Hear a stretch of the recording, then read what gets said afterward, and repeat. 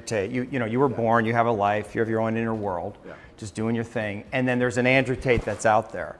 And people are projecting their love and hate onto you. And it's not, none of it's really real, but you have to hold all of that mass projection. Correct. How is that?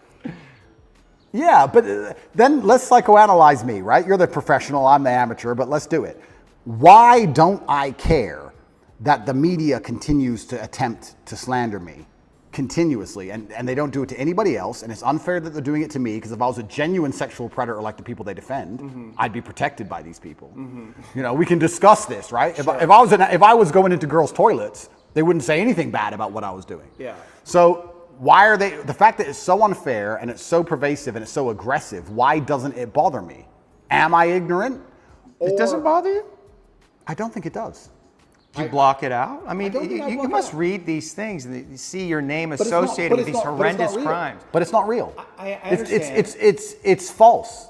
But you're able to every fucking bullet perfectly? If what they were saying was true, it would bother me. Yeah.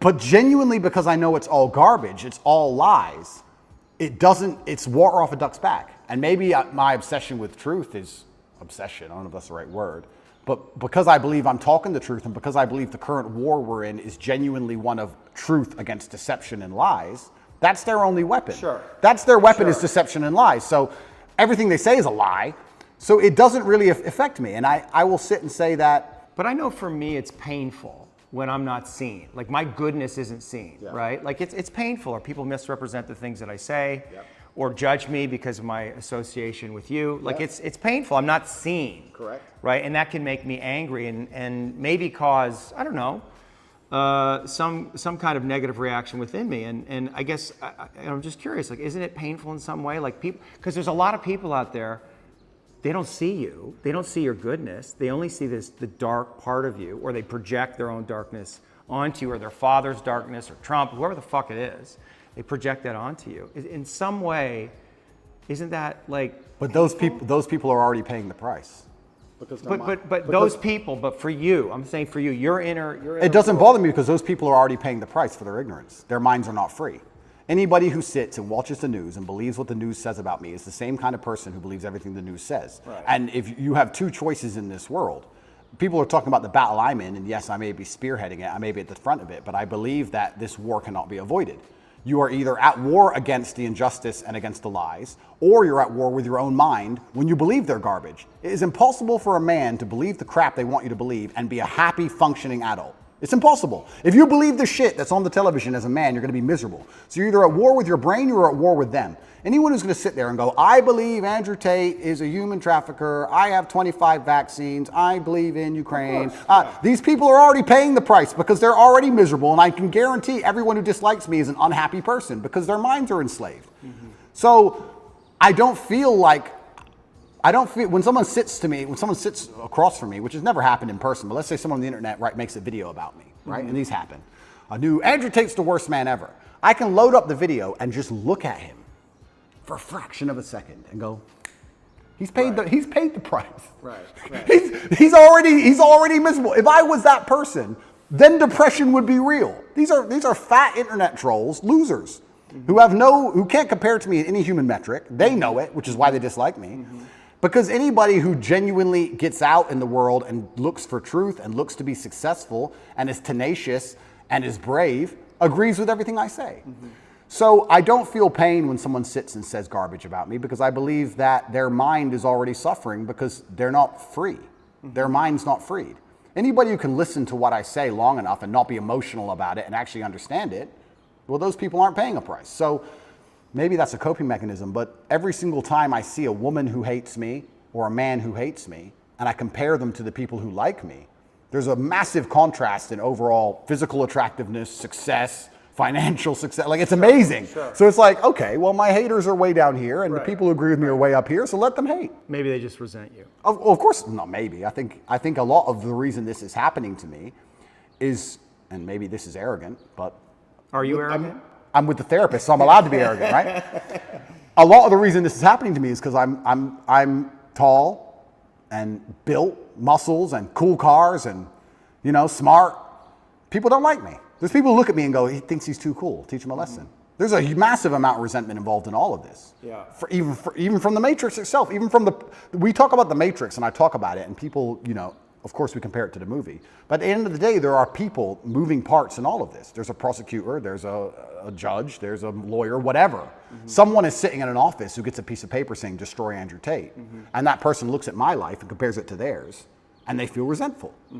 And then they go, okay, let me use every power I have to try and destroy this man. Right. If my life wasn't so aspirational is a word you can use, but if it also didn't tick nearly every single box in regards to every teenage boy's dream, I think that they would be a lot less interested in trying to hurt me. Right. They're trying to hurt me because of the things I have and what I can do.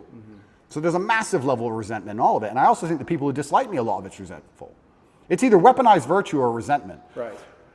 Especially weaponized virtue. Let's talk about that. Because whenever I have a hater online, it's funny, people who hate me in person are very respectful to me. It's very strange.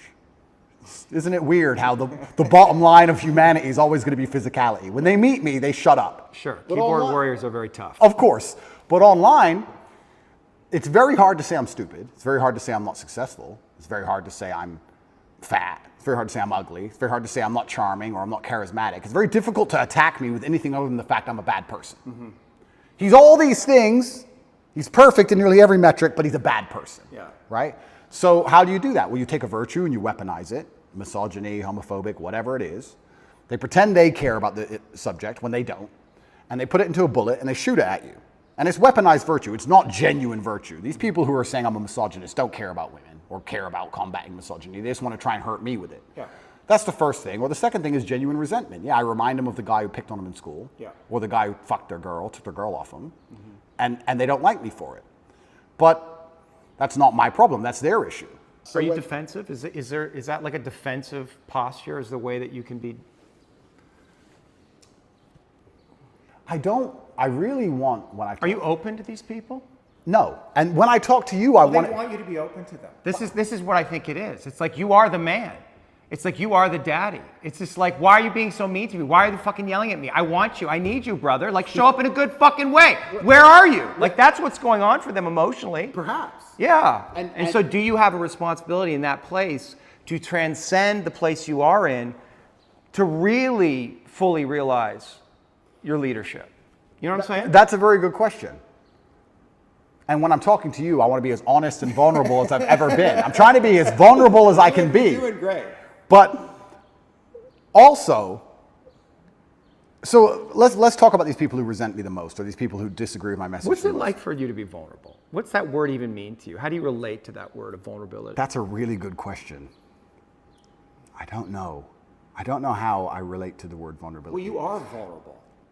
You can't put yourself out in the world like this to be seen. That is a vulnerable act. Getting into the ring with another fighter where he might kick your ass, that's vulnerable. That's intense vulnerability. I think emotional vulnerability, nearly at every form, at every level, is basically a form of manipulation.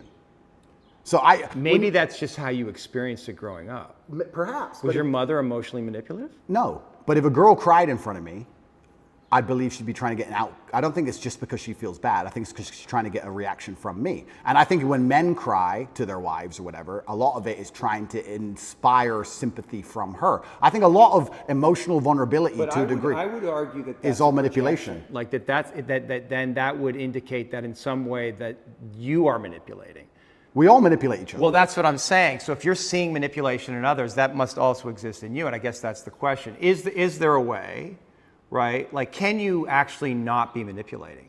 And manipulating is a strong word. It has a negative connotation, but like in some sense, trying to control. Because one of the things that I find in this conversation, right? It's like, I mean, I actually think you're going along with my line of questioning really well. Like, you're not trying to control everything, but there is a way, right? That you have a tactic. You're trying to control things. You're trying to get away from something. You're trying to control the conversation on some level. Of course. But what if you gave that up? Well, okay. Give it up. Give it up. I'm trying. I'm trying to be as vulnerable as possible. But when like just the idea of it, right? Like what would happen if?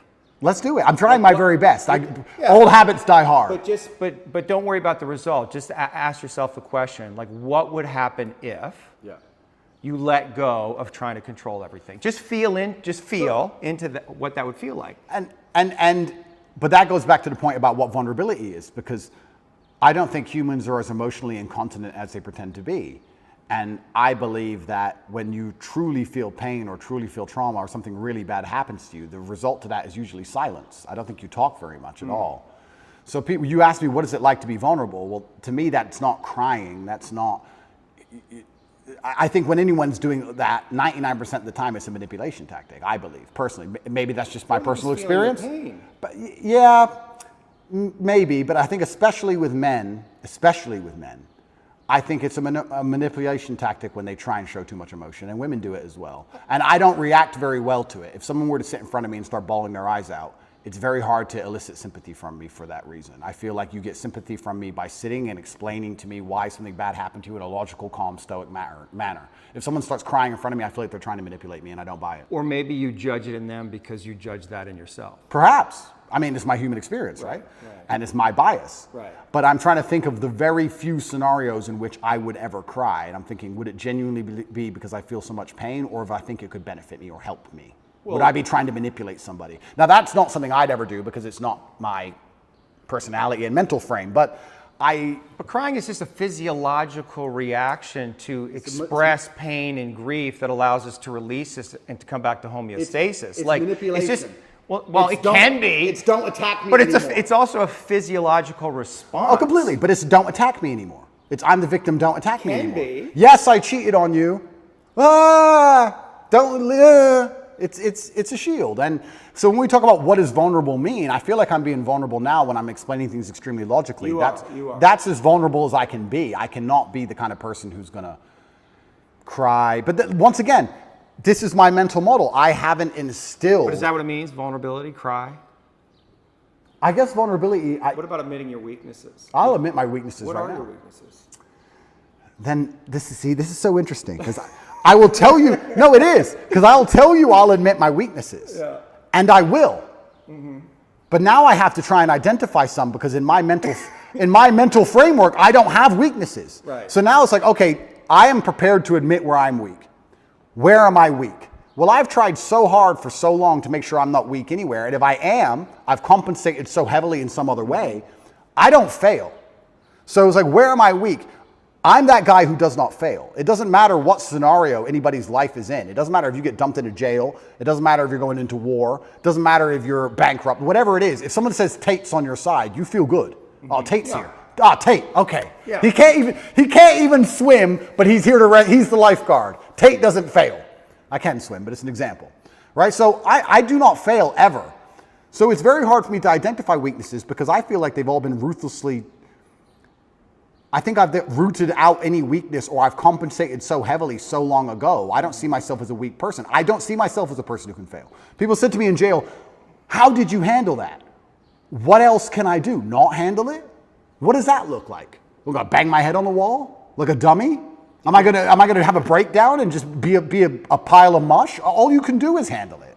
So we're talking about vulnerability. I'm being as vulnerable as I can, but I can't even honestly sit here and tell you a weakness I have because in my mind I have no weaknesses. And perhaps that's delusion. Perhaps that's perhaps it's delusion. Yeah, but a useful delusion is what you're saying. It's brutally useful. Yeah. And when I teach this or when I talk about this, there's a lot of men who perhaps want to adopt it, but the mistake they make is they don't have the real world experience to back it up. I don't want people to be completely lose their minds. Yeah. We're not talking about that, but we're talking about the fact that I can name so many scenarios in my life where I was supposed to fail and I did not fail. It's brutally realistic, it's brutally logical, it's built on competence, it's built on real world accolade and achievement. Everything I've ever wanted, I have achieved and I have gotten. I have never failed at anything I've ever wanted, ever. So how am I going to wake up and say, oh, I've got this weakness, that weakness, when I have a 100% success rate? 100%. There's never a girl I wanted I didn't get. There's never a car I wanted I didn't drive.